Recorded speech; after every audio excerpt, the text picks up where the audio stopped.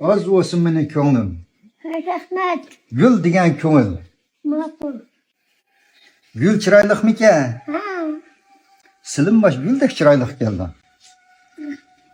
Ikki chiroyli billa mana shu o'ltirib o'ssak. Bek yaxshi bo'ldi ha? Ha. Ma'qul emsa. Buningdiki mana shu chiroyli billa o'tila. Ma'qul. Pat men kelib yo'qlab turman. Tek mana shu kivolman mo'taxiya tugin. Ma'qul. Men yolg'iz bolammi yo'q. Hech nimam yo'q meniki. To'g'ri badu. Voy yo'q. Xitni ep ketdi, qirib ketdi deb. Seni qirib ketdi debmi? Ha. Shu meni qirib ketdi deb.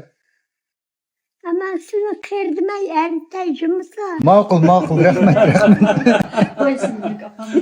Xo'sh. Qo'shaloqchilar. Derdlik kelma.